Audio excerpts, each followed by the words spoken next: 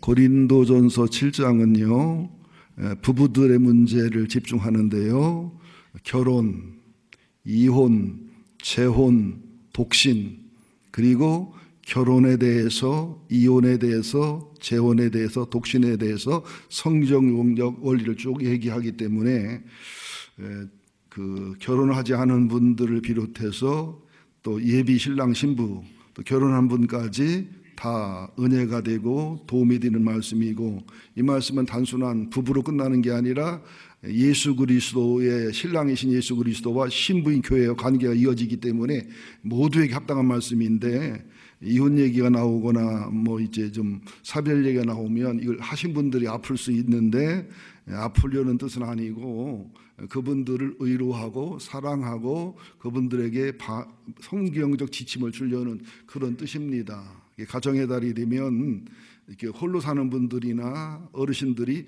힘들어하는 경향이 생겨요. 근데 그렇지 않습니다. 이게 하늘나라랑 연결되는 것이기 때문에 간단하게, 당시의 고린도 지역은 돈이 많은 지역이고 우상숭배가 심한 지역이고 헬라 사고가 있으면서 탈선하고 타락한 성적 문란이 많은 지역이었는데, 그 당시는 남자들이 여자를 버렸지만 고린도 지역에서는 여자도 남자를 마음껏 버리는 시대였어요. 그러다 보니까 영혼도 깨지고 가정도 깨지고 또 돈은 많고 타락을 했기 때문에 윤리와 도덕이 바닥이었던 그런 고린도 교회 상황, 얼마나 심각했냐면 고린도 교회 안에서는 아버지가 돌아가시고 나니까 아버지의 첩이었던 계물을 아들이 데리고 사는, 그럼에도 불구하고 교회에서 집사와 장로 직분을 그대로 유지하는, 이 정도로 타락했던 그런 상황에서 그 고린도 교회 교인들이 사도 바울에게 이러이러한 상황을 질문한 것을 편지로 한 것을 편지로 대답하는 그런 장면인데요. 그 당시 그 고린도 지역이나 헬라 문화가 있는 지역에서는 극단적인 두 가지 사고가 있었어요. 이원론이라고 그러는데 영지주의라고 그래요. 첫 번째 사고는 뭐냐면 에피쿠로스 학파의 철학 학파와 연결되는 이론인데, 사람의 영혼은 소중하다는 거예요. 그러나 육체는 쓸모없기 때문에 영혼만 깨끗하고 정결하면 육체는 어떻게 살아도 죄가 없고 죄가 안 된다는 거예요. 일부 그 포르노 배우 중에 그렇게 말한 사람이 있습니다. 힌두교의 그 수장격 뛰는 그런 분을 만나 대화한 후에, 나는 포르노 배우로 살면서 내가 죄책감도 느껴 부끄러웠지만 이제는 내 영혼은 정결하고 내 영혼은 깨끗하고 육체에서 자유한다. 이게 얼마나 모순된 얘기입니까? 그리고 또 하나는, 또 육체는 추하고 더럽고 영혼은 정결하기 때문에 육체를 괴롭게 하고 고통스럽게 해서 영혼을 정결케 해야 되는 고행주의, 이게 스토아 학파가 연결되는 학파들이었습니다. 그런 사람들은 가능하면 결혼도 하지 말아라, 결혼하더라도 아이를 낳기 위해서 그냥 가끔가다 성생활 하더라도 쾌락과 행복을 위해서는 결혼생활, 부부생활 하지 말아라, 이런 극단과 극단이 있었어요. 그때에 사도 바울이 그 편지를 받고서 대답을 한 겁니다. 지금도 보면은 우리나라를 비롯해 전 세계가 이제 그 성의 그 죄가 뭐랄까, 우리나라 같은 경우도 간통죄 자체가 없어져 버렸잖아요. 이것을 엄청나게 그 하나님 앞에 잘못하고 있는 건데, 그럼에도 불구하고 성의 자유가 있는, 성의 방임이지요. 또 제가 이게 대화를 하고 상담해 보면 신앙인들은 거의 그런 일이 없습니다만은, 신앙이 없는 분들은 이게 직장에 다니거나 어떤 그 뭐 이런 일 저런 일 하는 분들을 보면 애인이 한 명만 있는 게 아니라 두 명, 세 명인 경우가 있고, 부부간의 합의를 봐서 서로 애인을 두는 것을 서로 이해해 주는 경우도 있고요. 하여튼 그 소돔 고모라나 노아 시대 못지않게 윤리와 도덕이 무너진 시대를 우리가 살고 있다는 겁니다. 그래서 거기에 대한 결혼, 이혼, 재혼, 독신, 이것이 좀 우리 정립이 안 돼 있는 분들이 많이 있어가지고요. 제가 우스갯소리 할 테니까 한번 맞춰보세요. 어느 부부의 대화예요. 아내가 남편한테 하는 말이에요. 여보, 당신 아이가 내 아이랑 싸우는데 우리 아이가 말리고 있네요. 영어로 할까요? 여보, 당신 아이가 내 아이랑 너무너무 심하게 싸우니까 우리 아이가 말리고 있어요. 무슨 소리예요? 남편이 먼저 이혼한 아내 사이에 난 아이하고 아내가 이혼하고 사별하고 데려온 아이하고 싸우는데 우리끼리 결혼해서 우리가 낳은 아이가 말리고 있다. 이게 몇 종류의 애기가 있는 거예요, 한 집안에? 3종류의 애기가 있다. 옛날에 우스갯소리로 농담이었는데 지금은 이런 일이 비일비재하죠. 그러나 이런 일이 있다고 해서 비난하거나 내가 비판하는 말은 아니에요.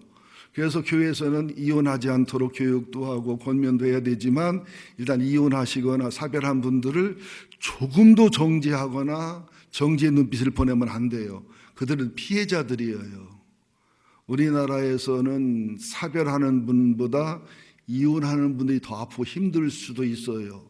또 이혼자가 되면 그분이 가해자든 피해자든 색안경에서 보는 경향이 있거든요. 그러면 안 됩니다. 그리고 본인이 상담하고 본인이 차원에 얘기하기 전에는 왜 이혼했냐, 네가 버렸어, 걔가 버렸어, 뭐 이런 소리 하면 안 된다는 거예요. 아파요.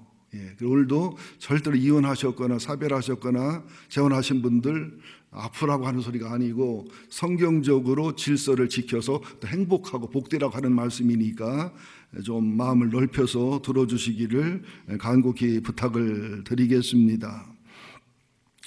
우선 여기 1절하고 2절을 보자고요. 시작. 너희가 쓴 문제에 대하여 말하면 남자가 여자를 가까이 아니함이 좋으나 음행을 피하기 위하여 남자마다 자기 아내를 두고 여기 여자마다 자기 남편을 두라. 근데 이것이 여러분들이 하나 알아야 될 게 헬라어 문법에는 따옴표 자체가 없어요. 헬라 문어를 읽다 보면 이게 본인이 한 말인지 남이 한 말을 인용한 것인지 구분할 수가 없어요. 그래서 이 문맥과 내용을 볼 때에 성경학자들의 얘기, 또 신약학자들의 얘기는 1절은 특별히 고린도 교회 성도들이 바울에게 질문한 내용을 디프레 얘기하는 거라는 거예요. 쉽게 말하면 남자가 여자를 가까이 않고 여자가 남자를 가까이 하지 않는, 그러니까 좀 고행주의, 좀 금욕주의, 스토학파의 철학을 가지고 있는 신앙인들이 질문한 거라였다는 거예요. 앞에 있는 것은 에피쿠로스 학파들이 쾌락주의, 또 방임주의에 대한 얘기가 앞에는 있었거든요. 자, 그런데 2절에 보면 음행을 피하기 위하여 남자마다 자기 아내를 두고 여자마다 자기 남편을 두라. 이것만 보면 그러면 결혼은 행복과 주님의 영광을 해야 하는 것인데, 자손의 생사를 하는 것인데 단순히 성적인 문제를 보호하려고 하는 건가? 그게 오해가 될 수가 있겠지요. 그러나 이게 성 문제에 보호를 하는 것도 중요해요. 결혼 전에는 모두가 내 결혼 대상이 될 수 있고 애인 대상이 될 수 있지만 일단 결혼해서 내 남자 내 여자가 생기면 한 여자 한 남자를 선택한 대신에 나머지는 전부, 그죠? 내 남자 내 여자가 아닌 거지요. 보호가 되잖아요. 그래서 여기 한번 8절, 7절, 9절을 보실래요? 고린도전서 7장 8절, 9절 시작. 내가 결혼하지 아니하는 자들과 과부들에게 이르노니 나와 같이 그냥 지내는 것이 좋으니라. 만일 절제할 수 없거든 결혼하라. 정욕이 불같이 사는 것보다 결혼하는 것이 나으니라. 그러니까 여기서 결혼하지 않았다는 얘기는 과부들 얘기랑 이게 이어지는 내용이라 혼자 된 남자, 이혼했든 사별했든 혼자 된 남자나 혼자 된 여자가 서로 정당한 예수 안에서 결혼할 수 있지만 내가 독신으로 지내보니 그냥 지내는 게 좋겠다, 영적으로 신앙적으로. 그러나 성적으로 강력한 욕망이 있거나 애로움이 심하거나 보호가 필요하면 결혼해도 잘못된 것은 아니다, 이런 얘기를 하는 거예요. 좀 잘 새겨서 들어주셔야 됩니다. 잘못하면 여러분 죄책감을 느끼고 불편할 수도 있으니까. 그러면서 한번 여러분 질문해 볼게요. 결혼이 나쁜 거예요? 좋은 거예요? 몰라요. 나이 먹다 보니 했어요, 그냥. 어느 분은 그렇게 결혼했다고 하더라고요. 처녀 시절에 출근하는데 갑자기 시내버스가 탁 서는 바람에 그냥 앞에 서 있다가 막 뒤로 팍 밀려가서 제일 뒷좌석에 앉은 남자 물에 팍 앉아버렸어. 얼마나 미안하고 부끄러워요. 그래가지고 막 얼굴이 파개져가지고 차가 서서 막 내려갔는데 핸드백을 놓고 내렸어.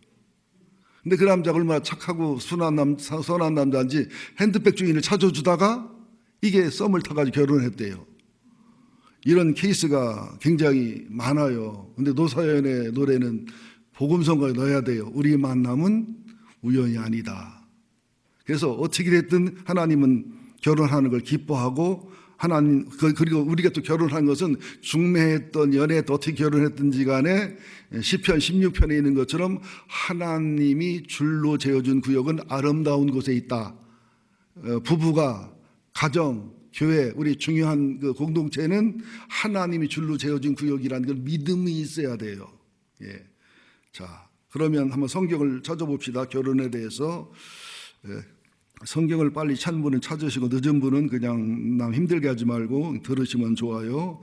창세기 2장 18절에 보면 여호와 하나님이 이르시되 사람이 혼자 사는 것이 좋지 아니하니 내가 그를 위하여 돔배피를 지으리라 하시니.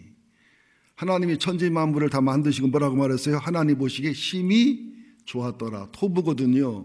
토부란 말은 아름다움, 완벽함도 되지만 복이란 뜻도 있어요. 토부란 말이. 그러니까 하나님이 볼 때는 혼자 사는 모습은 토부가 아니었다. 복수로 보이지 않았다. 이런 뜻이에요. 그러면서 이제 20절에 보면 아담이 돕는 배필이 없으므로 하나님이 아담을 깊이 잠들게 하고 잠들매 그 갈빗대로 하나를 취하고 살로 대신 채우시고 하나님이 아담에게 취하신 갈빗대로 여자를 만들어 하나님 아담에 이끌어 오니 아담이 이르되 이는 내 뼈 중에 뼈 살 중에 살이라 이것을 남자에게 취하였으니 여자라 부르리라 하리라.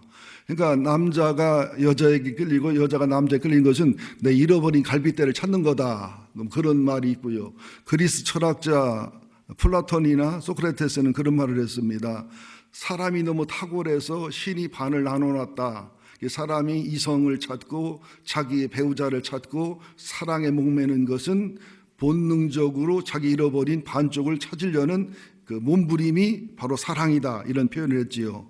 성경적이지는 않지만, 그러면서 24절 창세기 2장 24절에 보면 이러므로 남자가 부모를 떠나서 아내와 연합하여 둘이 한 몸이 될지니라. 결혼은 아름다운 거라는 거예요. 결혼은 온전한 사람이 되고 하나님 복을 누리는 것이라는 것이죠. 또 신명기 24장 5절에도 보면 사람이 남자가 결혼해서 아내를 맞이했으면 전쟁이 나도 군대 보내지 말아라. 1년 이상을 그 아내랑 살게 해서 행복과 기쁨을 즐기게 하고 자손을 낳을 수 있는 기회를 줘라. 또 전도서 9장 9절에도 보면 내 헛된 평생의 모든 날 곧 하나님의 해 아래에서 내게 주신 모든 헛된 날에 내가 사랑한 아내와 함께 평생 즐겁게 살지어다. 그것이 내가 평생의 해 아래에 수고 얻은 분복이고 목이다. 그러니까 아름다운 결혼, 복된 결혼, 행복한 결혼은 주님이 주신 복 중에 하나라는 거예요. 그런데 이제 세계 3대 악처 중에 하나가 소크라테스의 부인이었는데 여러분 아시는 내용이겠습니다만은 하는 제자들하고 이제 나가서 교육하고 집에 들어오는데 잔소리를 하고 욕을 해대더니 물을 확 부어버렸어요. 그러니까 제자들이 얼마나 민망해요. 그러니까 소크라테스 한 말이 천둥과 번개가 치더니 소낙비까지 왔구나. 그런 우스갯소리가 있어요. 그러니까 제자들이 물었어요. 선생님, 결혼을 할까요 말까요? 그러니까 소크라테스가 결혼해라. 결혼할 때 악처를 만나면 나같이 철학자가 될 거고 다행히 좋은 아내를 만나면 행복할 수 있으니까 어떤 여자 만나도 철학자가 되든지 행복하니까 일단 결혼해라. 그런 농담 겸 그런 기록이 역사 기록이 있습니다. 그런데 제가 이제 부부 생활에 대해서 가정사역에 대해서 전문가로 말을 많이 했기 때문에 이런 얘기를 하면 또 그 얘기하네. 그만했으면 좋겠네. 우리 교회는 그래요. 다른 교회 가면 이런 설교를 하면 은혜를 받고 막 그냥 배꼽을 쥐고 웃고 막 그냥 홈런을 치는데 우리 교회에서는 안타도 안 나와요. 그래서 가능하면 제가 했던 소리를 빼고서 가능하면은 처음 들어버린 소리를 해야 들을 것 같아가지고 여러분들 부부를 한번 진단해 보세요. 나는 삼각형 부부인가 삼각관계 부부인가, 이게 중요해요. 삼각형 부부인가 삼각관계 부부인가. 삼각형 부부는 뭐냐면 남편과 아내가 있는데 하나님을 향해서, 예수님을 향해서, 성령님을 향해서 신앙이 가까워지면은 둘이 가까워지는 거예요. 또 두 사람이 가까워지면은 하나님이 가까워지고 하나 가까워지는 거예요. 이게 삼각형 부부예요. 정상적이고 건강한 부부인데, 문제 있는 부부는 둘이 가까워지면 교회가 멀어져. 둘이 가까워지면 하나님이 멀어져. 가끔 저희 교회도 보면은요, 남편하고 가까워지면 교회를 들어와. 왜? 주일날 놀러 가느라고. 인생 재미 보느라고. 그런 부부들이 있어요.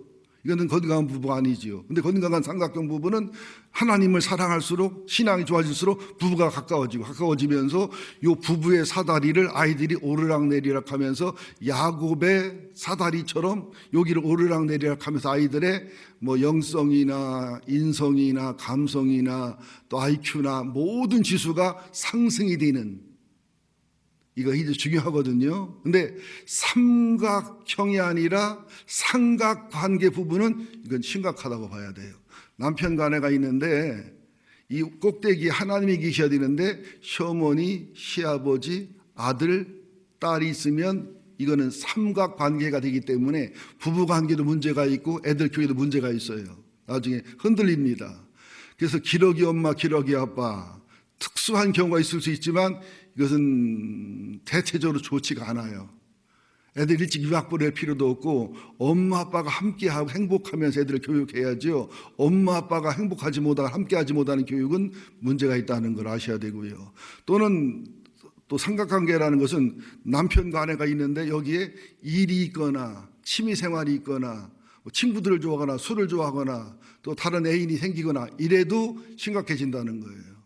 우리 부부는 삼각형 부부인가 삼각관계 부부인가를 한번 돌아보시기 바라고요. 그래서 삼각형 부부가 되면 플라톤의 사다리 이론, 엄마 아빠가 사다리가 되고 두 분의 관계와 교제가 이게 엄마 아빠 하나님 관계는 세로, 또 관계는 가로가 돼가지고 여기를 오르락내리락 하면서 아이들의 수준이 된다.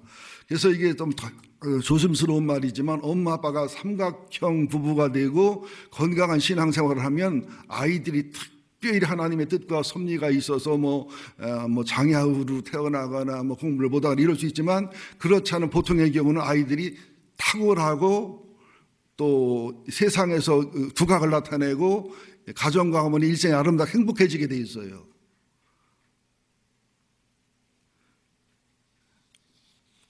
자, 그러면서 3절, 4절, 5절 한번 보겠습니다. 두 번째, 3절, 남편은 그 아내에 대한 의무를 다하고 아내도 그 남편에게 그렇게 할지니라. 아내는 자기 몸을 주장하지 못하고 오직 그 남편이 하며 남편도 그와 같이 자기 몸을 주장하지 못하고 오직 그 아내가 하나니. 5절 읽습니다. 서로 분방하지 마라. 다만 기도할 틈을 얻기 위하여 합의상 얼마 동안에 하되 다시 합하라. 이는 너희가 절제 못함으로 말미암아 사단이 너희를 시험하지 못하게 하려 함이다. 여기에서 돌출해낼 수 있는 말이 뭐냐면 부부의 파트너십이란 말, 파트너십. 또는 돕는 배필의 정신, 또는 슈터블 헬퍼의 정신, 이렇게 이해할 수 있는데 그 3절을 통해서는 부부의 파트너십 중에서 동등성을 얘기합니다. 남편은 그 아내에 대한 의무를 다하고 아내도 그 남편에 대한 의무를 다하는 것처럼 남자와 여자가 동등한 관계예요. 그래서 남편이 권리가 있는 것처럼 남편도 아내에 대한 의무가 있고 아내가 권리가 있는 것처럼 아내도 똑같은 의무가 있다는 거예요. 이걸 약간 줄여서 얘기하면 남편은 아내를 사랑할 의무가 있고 아내에게는 존경받고 순종받을 권리가 있어요. 아내들은 남편에게 순종하고 복종하고 존경할 의무가 있고 예수님이 교회를 사랑하는 것처럼 목숨 바쳐 나를 사랑하고 돌봐야 될 권리가 있어요. 근데 행복한 부부들은 권리보다 의무를 하다 보면 권리가 따라오는데, 불행한 부부들은 의무는 안 하고 권리만 주장하다 보면 불행한 부부가 돼서 박일남의 노래가 나온다 그랬죠. 너는 너대로 나는 나대로 갈 길이 따로 있구나. 그래서 반드시 남편과 아내는 동등하다는 사실을 기억을 하셔야 됩니다. 그런데 지금 시대에 사는 여자분들 행복한 줄 알아야 돼요. 그래도 여자들이 손해보긴 해요. 내가 볼 때. 이제 맞벌이를 하면은 많은 남자들이 설거지하고 가사를 분담하는데,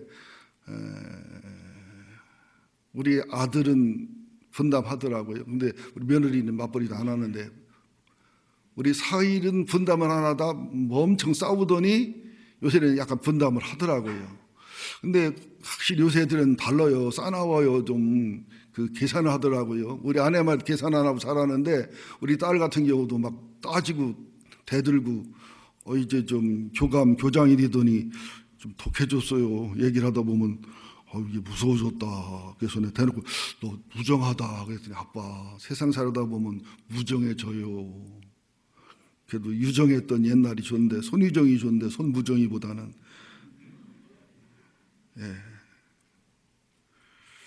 그 다음에 이제 상호 독점입니다. 4절 읽습니다. 시작. 아내는 자기 몸을 주장하지 못하고 오직 남편이 하고 남편도 그와 같이 자기 몸을 주장하지 못하고 오직 그 아내가 하나니.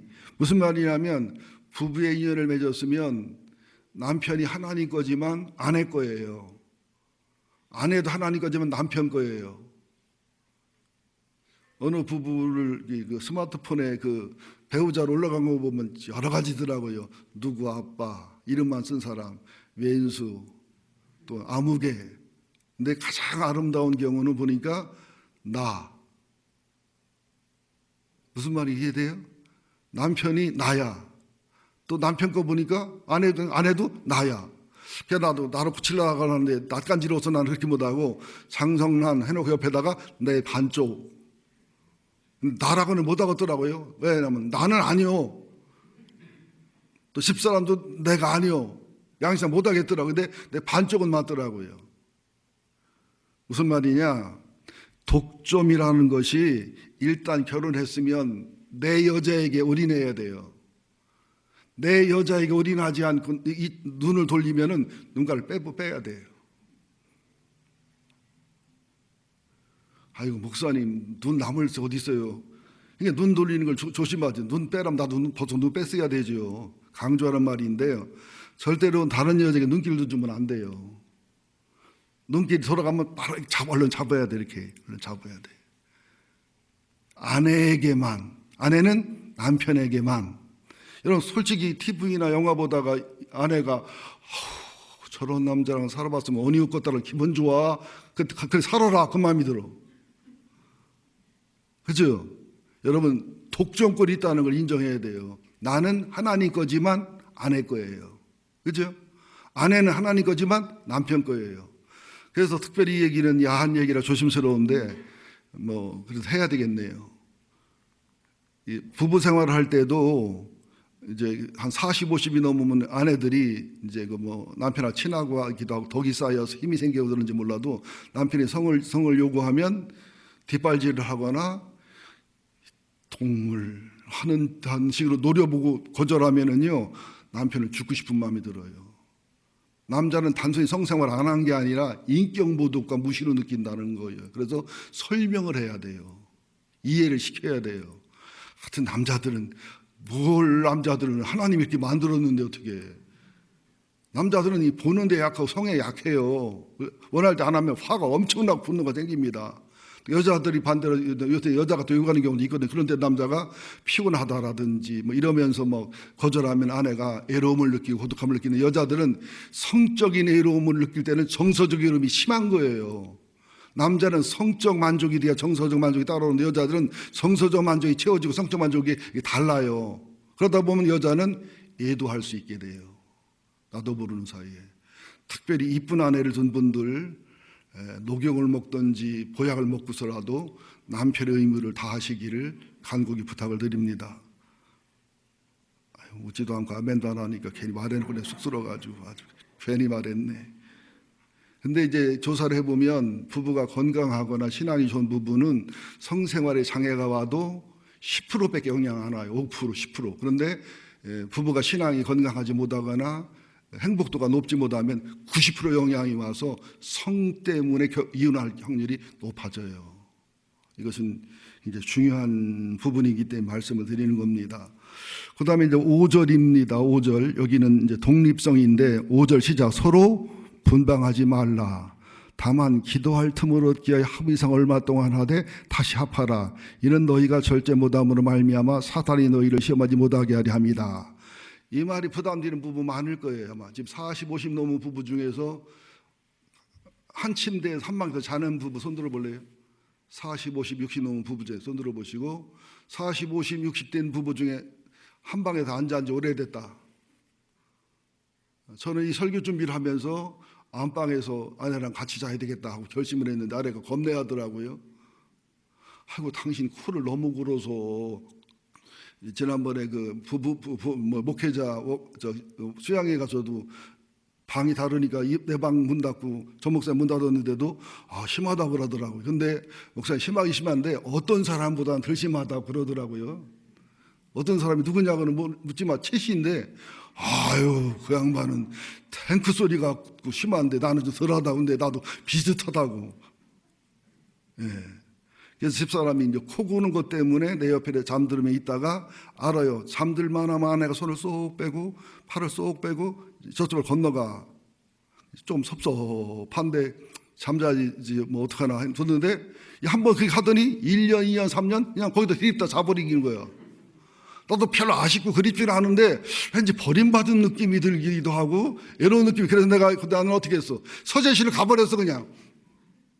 그랬더니 가끔 와서 죽었나 살았나 보고 하는데 이게 좋은 건 아닌 것 같아요. 오늘 저녁부터 안방에서 같이 자는데 당신 503으로 가는 거 허락하노니. 근데 이게 내가 자보니까 좋은 게 없어요. 여러 가지로 그래요. 부부는 기도할 틈을 위해서 합의상 이렇게 분방을 하되 함께 하는 게 중요하다는 사실을 꼭 기억하시기 바라고요. 이게 뭐냐면 독립성이에요. 서로 합의를 해서 서로 대화를 해서. 어느 부부는 부부싸움을 해서 물어보니까 남편이 아파트를 파는데 아내랑 대화도 상의도 안 하고 아파트 팔 걸 결정하고 새로 살 거 결정하고 중도금 치르는 날 얘기를 하더래.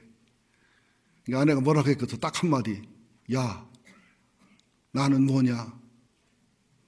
그죠? 여기 혹시 그런 분이 있어요? 자, 세 가지 따라 합시다. 부부의 파트너십. 첫째, 동등함. 따라하세요. 동등함. 독점성. 독립성. 이것을 꼭 기억하시기 바랍니다. 자, 그래서 히브리서 13장 4절에도 보면 모든 사람은 결혼은 기역이고 침소는 더럽히지 않게 하라. 음행하는 자들과 간음하는 자들을 하나님 심판하시리라. 부부라고 다 부부가 아니에요. 부부라고 해도 영혼이 친밀하고 대화가 되고 성관계라는 것은 단순한 성관계가 아니라 종합적인 만남이기 때문에. 근데 나이 이제 한 50, 60이 넘어가면 성생활을 안 해도 친구와 사랑에는 변함없는 그렇게 되기도 하고요. 몸에 특별한 지병이 있을 경우에는 성생활에 장애가 있습니다. 그럴 때도 신앙이 깊거나 부부관계에 사랑이 깊으면 문제가 안 되지만 그러지 못한 경우는 남에게 상담도 못하고 얘기도 못하고 엄청나게 심각한 부부가 예상으로 많아요. 참조로 좀 말씀을 들어줬으면 좋겠고요. 그래서 부부들이 단계가 있는데요. 영국에 가면은 이런 속담이 있습니다. 바다에 나갈 때는 한 번 기도하고 나가라. 전쟁에 나갈 때는 2번 기도하고 나가라. 결혼할 때는 3번 기도해라. 결혼은 평생에 달려있기 때문에 그렇습니다. 근데 결혼할 때 이 단계가 있는데 이 단계는 반드시 거쳐야 됩니다. 첫째가 환상의 단계예요. 여러분 부부가 싸우고 실망하면 뭐라고 그래요? 내가 당신한테 환멸을 느낀다고. 잘한 거예요. 환멸 느끼는 게. 환멸이 뭐냐면 환상이 멸절됐다. 이게 팩트를 본다는 얘기잖아요. 여러분 부부가 나도 환멸 안 느꼈어요? 그럼 위험한 거야. 누구 이름 부르라니 조심스러워. 하지 말라고 집사람이 참고 이름 안 부르는데 부르고 싶어 한 몇 사람 지금 내 이름을. 그런데 여러분들 어때요? 남편에 대해서 아내에 대해서 환멸을 느낀 부부만 손 들어보래. 환멸을 벌써 느꼈다.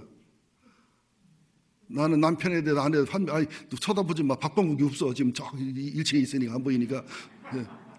자, 나는 남편과 아내에 대해서 벌써 환멸을 느꼈다. 환멸. 환멸이 나쁜 게 아니에요. 내가 환상하고 상상하던 남자가 아닌 현실적인 남자를 봤다. 이런 뜻의 환멸이에요. 그러면 아직도 환상 중에 있다. 정신병원에 가보거나 조사해야 됩니다. 환멸을 오면은 이게 실망과 절망감이 와요. 환멸과 절망이 오면서 팩트와 사실을 보게 돼요. 거기서 끝나지 말고 거기서 기도하거나 성경 공부하거나 또 대화하거나 상담해서 진실을 봐서 그의 상처와 기질을 이해하는 단계를 거치면 이혼하는 에너지의 3분의 1만 투자해도 행복한 부부가 될 수 있습니다. 제가 조사하고 제 경험한 바에 의하면 이혼이 말처럼 쉬운 게 아니거든요. 진실을 이루는 부부가 되면 그 다음에는 영적 본질을 이루는 부부가 되고 영적 본질을 이루는 부부가 되면 부부관계가 끝나는 것이 아니라 남편은 예수님처럼 아내는 교회처럼 그런 영적인 관계가 되면서 성화를 이루게 되는 부부관계는 부부로 끝나는 게 아니라 주님과 교회의 관계나 영적인 성화나 하늘나라까지 이어진다는 것을 바울이 비밀이 크다고 그러잖아요. 이것을 좀 아셨으면 좋겠습니다. 은혜가 되는 거예요. 민망하기 짝이 없는 거예요. 자, 마지막으로 6절, 7절을 봅니다. 시작. 그러나 내가 이 말을 하는 것은 허락이요 명령은 아니다. 이게 조금 번역이 좀 특이한데 이 말은 허락이라 이 말은 권면이요 명령은 아니다 이런 뜻입니다. 7절 나는 모든 사람이 나와 같기를 원하노라. 그러나 각각 하나님께 받은 자기의 은사가 있으니 이 사람은 이라고 저 사람은 저라니라. 여기 중요한 부분인데요. 자, 여러분 여쭤볼게요. 사도 바울은 평생 독신이었다. 1번. 2번 결혼했던 사람이지만 다메섹 도상 이후에 이혼했거나 사별했다. 50% 둘 중 하나니까. 바울은 평생 독신이었다. 아니다. 결혼은 했지만 사별했거나 이혼한 사람이다. 우리는 그냥 평생 독신이었다고 알고 있잖아요. 그런데 그 신구약 학자들이나 또 특별히 그 신약학자들의 의견을 듣거나 교회살 연구원들의 얘기를 들으면 바울이 평생 독신이었을 수가 없다는 거예요. 왜 그러냐 했더니 당시 산헤드린 공회 회원은 결혼해야 산헤드린 공회 회원이 되거든요. 랍비도 기혼자만 될 수 있거든요. 또 우리 침례교나 장로교에서도 군목으로 가는 거나 특수한 선교사로 가는 거 아닌다면은 기혼자에게만 목사 안수를 줍니다. 법이에요, 이게. 그렇기 때문에 바울은 결혼했었다는 게 맞아요. 맞는데 사별인지 이혼인지는 애매한 것이 다메섹 도상에서 엄청난 체험 속에 사울이 바울 되면서 예수 그리스도 영접했잖아요. 근데 아내는 경건한 유대인이고 기족 유대인이고 바울의 신분을 볼 때 그저 아내가 굉장한 아내였을 건데 그분은 그런 체험과 경험이 없기 때문에 기독교인이 될 수가 없어요. 절대로. 그래서 합의상 이혼했거나 충격받아 죽었거나 뭐 하여튼 어쨌거나 결혼을 했고 사별해서 이혼했던 그런 상태였다. 그러면서 바울의 얘기는 결혼도 좋지만 나처럼 홀로 사는 것도 괜찮다. 여기 한번 어딘가 나와 있지 성경에 한번 찾아볼까요? 고린도전서 7장이니까 고린도전서 7장 38절 39절 40절 한번 볼래요? 자, 그러므로 38절 고린도전서 7장 38절이자 그러므로 결혼하는 자도 잘하거니와 결혼하지 아니하는 자는 더 잘하는 것이니라. 사도 바울은 결이 나쁘다는 뜻의 한 말이 결이 좋고 주님의 복인 거 알지만 자기가 주님을 사랑하고 복음에 살다 보니까 결혼 안 하는 것이 더 잘하는 것이다. 근데 여러분들 그럼 나는 결혼해야 되나 마야 되나 전 상담하러 오면 알아요. 나는 애인이 안 생기고 이상하게 연애가 안 된다.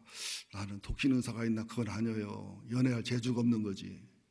독신 의사가 있는 사람들은 연애할 욕구가 안 생겨요. 자기 친구가 멋있는 남자나 여자를 만나 아름다운 연애 생활해도 부러운 마음이 없어요.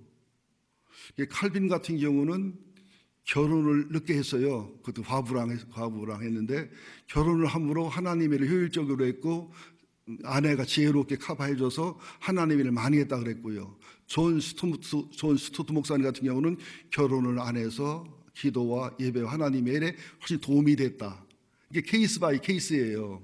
결혼하는 것이 주님께 유익한 경우가 있고 결혼 안 하는 게 유익한 경우가 있다는 거지요. 함부로 판단하면 안 되지요.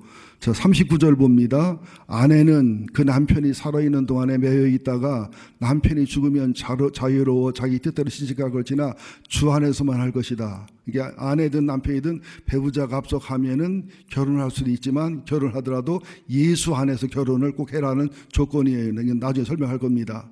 40절 그러나 내 뜻에는 그냥 지내는 것이 더욱 복이 있으리로다. 나도 또한 하나님의 영을 받은 줄로 생각하노라.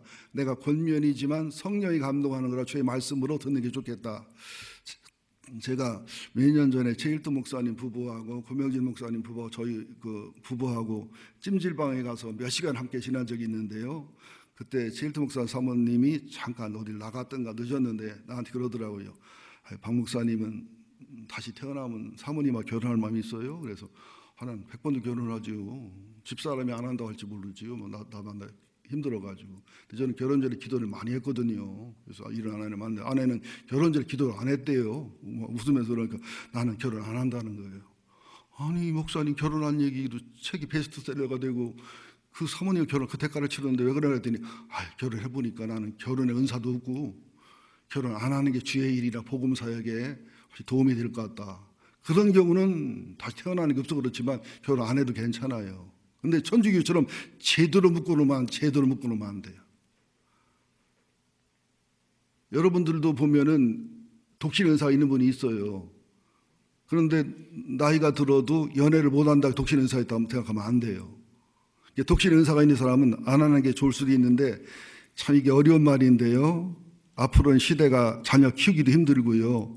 환란이 오기 때문에 결혼을 하면은 행복한 것도 있지만 결혼했기 때문에 영적으로 손해를 보거나 결혼했기 때문에 고난당하는 일이 있을 수 있어요. 예수님께서도 AD 70년 예루살렘 고난과 환란이 있기 전에 겨울이나 안식일이나 환란이 오지 않도록 기도해주고 아이 뵌 자나 젖먹인 자 환란이 크다. 일단 고난과 고통이 있으면요 배우자가 있거나 자녀가 있을 경우에는 힘들어요. 그건 헤쳐나가기가. 실제로 선교사적으로도 의리한 일을 많이 한 분들은 결혼 안 하고 홀로 사는 분이 많습니다. 왜냐하면 아내가 있으면 용감해지기 어려워요. 자녀가 있으면 용감해지기 어려워요. 그런데 이것은 그 믿음과 은사를 따라 하는 것이니까 함부로 얘기할 수는 없습니다. 한번 그 성경을 찾아볼게요. 마태복음 19장을 한번 찾겠습니다.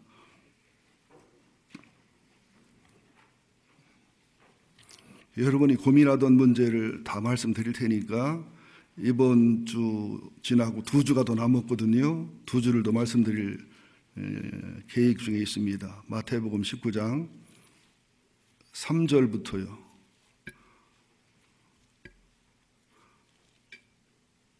마태복음 19장 3절이에요. 31쪽 시작. 바리새인들이 예수께 나와 그를 시험하여 이르되 사람이 어떤 이유가 있으면 그 아내를 버리는 것이 옳으니까 예수께서 대답하여 이르시되 사람을 지으시니가 본래 그들을 남자와 여자로 지으시고 말씀하시기를 그러므로 사람이 그 부모를 떠나서 아내에게 합하여 그들이 한 몸이 될지라 하신 것을 읽지 못하였느냐. 그런즉 이제 둘이 아니요 한 몸이니 그러므로 하나님이 짝지어 주신 것을 사람이 나누지 못할지니라 하시니 여짜오되 그러므로 그러면 어찌하여 모세는 이혼 증서를 주어서 버리라 명하였나이까? 예수께서 이르시되 모세가 너희 마음의 완악함 때문에 아내 버림을 허락하였거니와 본래는 그렇지 아니하니라. 내가 너에게 말하노니 누구든지 음행한 이유에 아내를 버리는 자 버리고 다른 데 장가든 자는 가능한 임이니라. 제자들이 이르되 만일 사람이 아내에게 같이 할진대 장가들지 않는 것이 좋겠나이다. 예수께서 이르시되 사람마다 이 말을 받지 못하고 오직 타고난 자라야 할지니라. 어머니의 태로부터 된 고자도 있고 사람이 만든 고자도 있고 천국을 위하여 스스로 된 고자도 있고 이또다. 이 말을 받을 만한 자는 받을지어다. 이 굉장히 중요한 부분입니다. 좀 저를 한번 쳐다보세요. 신명기 24장에 보면 유대인들은 남자가 여자를 버렸지 여자가 남자 버린 경우는 없어요. 근데 얼마나 남자가 잔인했는지 그 당시에 배경시를 연구해 보면 아내가 진밥을 서너 번 해와요. 참 진밥 해오네, 참 진밥 해오네 해서 3번만 진밥 해워도 이혼해도 이혼이 성립이 됐었어요. 근데 이혼을 당한 여자는 갈 데가 없어요. 창녀되는 것밖에 없어요. 그러니까 하나님이 모세가 이혼하면 안 된다고 얘기하고 가르쳐줘도 안 들으니까 어쩔 수 없이 이게 이혼 증서예요. 혹시 필요한 분 있으면 빌려드릴까요? 하나 드릴까? 이거 주면 이혼해서 내보내면 돼요. 이혼 증서 써주라 한 거예요. 그랬더니 이 사람들이 뭘 오해했냐면 최소한 여자를 보호해서 이혼 증서를 받은 여자는 재혼을 할 수 있거든요. 그런데 이 남자들이 어떻게 악용했냐면 이혼 증서만 써주면 이혼하란 말이네. 이렇게 악용한 거예요. 바리새인과 서기관들이 예수님이 이혼하면 안 된다. 남편이든 아내든 애도하고 간음한 것 외에는 그거는 이혼할 사유가 된다. 그러나 그것까지도 용서하고 품고 살아가면 좋겠다. 그러니까 그러면 모세는 왜 이혼 증서를 써주면 이혼하라고 했는데 당신이 뭔데 모세 말을 정면으로 어겨. 그런 소리예요. 니들이 모세의 말을 오해한 거다. 이혼하지 말라는 뜻이다. 너희들이 악하고 완악해 이혼해서 나 여자를 버리니까 여자의 인권을 보호하기 위해서 이혼 증서를 써주라는 것이지 이혼하라는 뜻은 아니었다. 사무엘이 왕을 안 세우려고 그럴 때 하나님도 왕 세우는 걸 원치 않았잖아요. 백성이 고집을 부려대니까 허락했잖아요. 그때 하나님이 허락했으니까 좋아 허락한 거예요? 아니, 방임한 거예요. 그래, 한번 당해봐라. 고통을 겪고서 깨달아봐라. 그런 뜻이거든요. 여러분 기도할 때 너무 하나님 앞에 땡깡 부리면 이러면 나 교회 안 나온다고 해가지고 땡깡 부리면 좋지 않아요. 저기 목회하면서 보니까 권사나 장로나 뭐 할 때 안 되면 참 창피하고 힘들고 죽을 마시고 괴롭지요. 그때 더 겸손하게 온유하게 5년이든 3버텨도 인내하면 나중에는 덕스럽게 되는데 교회를 안 나온다, 교회를 떠난다 뭐 이래버리고서 반강제로 권사나 장로가 된 분들은 그분들 중에 중심이 좋은 분들은 그래도 그게 은혜가 되고 바르게 되는데 대부분은 안 좋은 결과가 많아요. 하나님이 싫다고 하면 아니다 하면은 땡깡 부려서 혹시 어찌 말기를 간곡히 부탁을 드립니다. 이거 굉장히 중요한 부분이거든요. 예. 그러면서 좀 마음을 넓혀 들어보세요. 이혼한 일이 함부로 아내를 버리는 것은 그 여자를 간음하게 하는 거, 너도 간음하게 하는 거다. 그러니까 나중에 이혼할 때에 사별하고 사별한 길이 만나는 분들은 괜찮아요. 근데 이혼을 했어도 내가 피해자예요. 이혼의 피해자.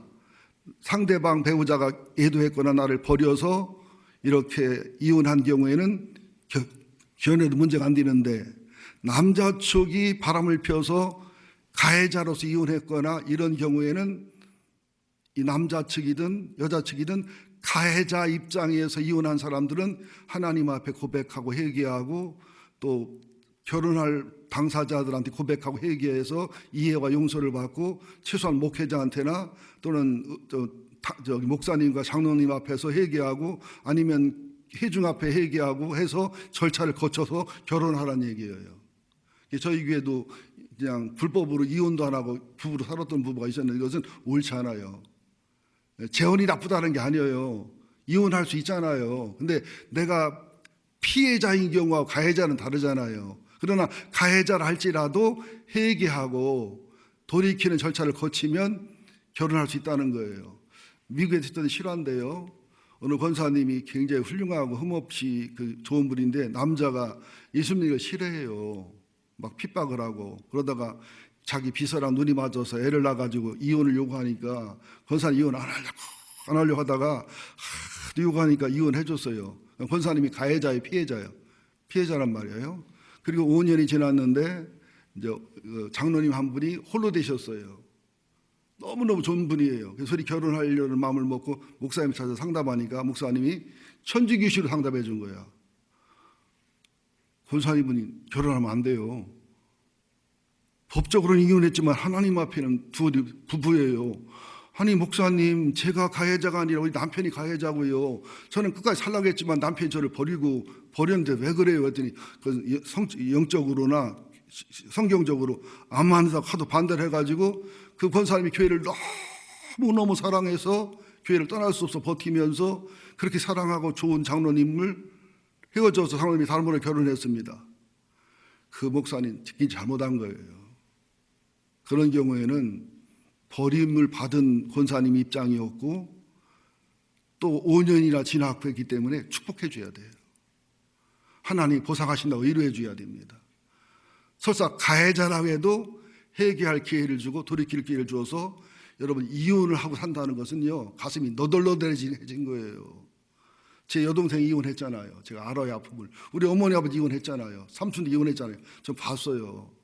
여러분 절대로 교회에서는 이혼하신 분이나 사별한 분들이나 이게 설사 우리가 동성애를 반대하지만 동성애자가 와도 우리 그들을 사랑해야 됩니다. 가슴에 품어야 돼요. 아닌 거면 아닌 것이지. 혹시 여기 이혼하셨거나 사별하셨거나 또 이혼을 앞두고 계신 분들 이건 빌려드릴 테지만 내가 교회와 하나님 관계는 끊지 마시기를 간곡 부탁드리고요. 하나님은 믿음으로 이겨서 승리해서 가능하면 이혼하지 말라는 게 주님의 뜻이지만 억지로 안 되잖아요. 그리고 특수한 경우가 있어요. 남편이 의처증이 있거나 의부증이 있거나 또 심각한 성폭력이 있거나 변태 성욕이 있거나 남들이 알 수 없는 특수한 경우가 있어요. 더 살면 생명이 위협받는 경우도 있어요. 이런 경우는요 이혼하게 해줘야 됩니다. 특수한 경우이기 때문에 이게 문자에 매이면 안 되는 거지요. 예. 그러면서 이제 마지막 이런 예화하고 마무리하겠습니다. 남자들은 여자들의 업다운을 이해를 해야 돼요. 보통 여자들은 정서적으로 영적으로 업다운이 심해요. 17%는 여자들 중에 업다운보다는 좌우로 흔들립니다. 남자들은 업다운보다는 좌우로 흔들려요. 근데 남자들의 17%도 업다운을 해요. 업다운이 뭐냐면 기분이 올라갔다 내려갔다 하는 것처럼 이게 그런단 말이죠. 남자들은 어떤 때는 막 폭군이 됐다, 어떤 때는 막 약간 어린아이가 됐다가 이게 애인지 어른인지 막 이걸 데리고 살아야 되는 건지 이게 내가 난 아들하고 데려온 아들 같기도 하고 막 참 솔직히 존경이 안 되는 남자가 많아요. 20년 부부 생활하면서 남편 존중하는 사람 손 들어보실래요? 드물어요.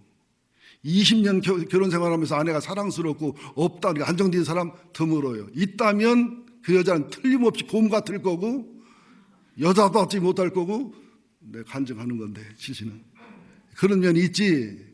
그러니까 부부는 평생토록 행복하고 아들, 딸을 위해서는요 피 흘린 예수의 사랑과 피 흘린 십자가를 적용하지 않고는 행복한 부부 없어요. 행복한 교회도 없어요. 여러분들 아무쪼록 오늘 말씀을 꼭 기억하시면서 여러분 행복한 결혼, 행복한 가정, 행복한 아들, 딸이 되시기 바라고요. 우리에게도 예수의 피 흘림이 있는 그런 사랑과 용납으로 아름다운 공동체가 돼서 여러분 기억하세요. 교회 공동체, 가정 공동체, 학교 공동체는 하나가 돼야 됩니다. 하나. 우리도 뭐 대안학교까지는 못 하더라도 우리 교회가 교회면서 가정이면서 학교면서 세계가 하나가 될 때 다니엘같이 요새같이 그런 위대한 인물이 나올 수 있음을 기억하셔서 아무쪼록 교회 공동체, 가정 공동체, 학교 공동체가 하나가 되는 날이 오기를 기도하시고 피 흘린 신의 십자가와 부활의 영생을 믿으면서 승리하시기를 예수 이름으로 축원드립니다.